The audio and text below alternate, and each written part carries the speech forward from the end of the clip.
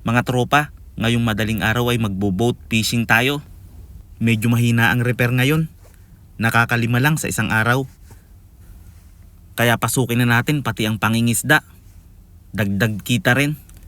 Nandito na kami sa parking lot ng mga bangka.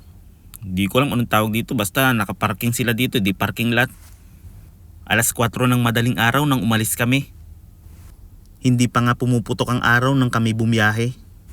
Kung kayo nga pala mga tropa ay mahilig mag-fishing, meron akong maire-recommendang boat dito sa Fujairah sa inyo para marentahan. Kahit medyo beginner kayo ay i-guide kayo kung paano mag-fishing. Napakabait pa. Kaya mag-message lang kayo kung gusto nyo malaman dito yan sa Fujairah. Pagkalipas nga ng 40 araw ay nakarating na kami sa aming spot. 40 minuto pala, hindi 40 araw. Kung mapapansin nyo ay malapit nang magpakita ang haring araw. Sa mga oras na yan ay alas 5 na ng madaling araw nang kami makarating sa aming spot. Kaya dali-dali kaming nagsimulang mga whale, mag-fishing, mamingwit, o kahit ano pang tawag nyo yan, basta yan na yun. Pag kayo nga pala ay mamimingwit, dapat magsapatos kayo para maporma at makahuli ng madami. Siya nga pala mga tropa, at kung kayo ay naghahanap ng mga fishing equipment tulad ng rod, reel, jig, lure, at kahit ano pang kailangan nyo na pang fishing, meron akong maire-recommendang tindahan sa Fujairah. Malapit lang siya sa marina.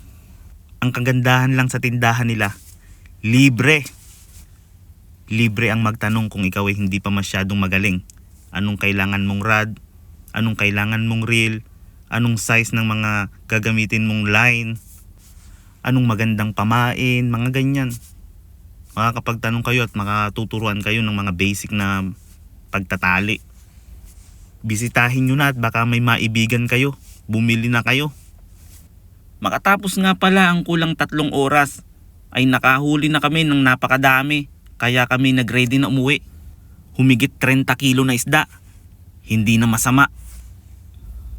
At saka kailangan naming umuwi ng alas 8 dahil may pasok pa ako sa trabaho. Diretso na ako sa trabaho niyan, magpapalit lang ako ng damit sa sasakyan. Kung kayo'y malapit lang dito sa Fujairah, bibigyan ko kayo ng isda galing sa dagat.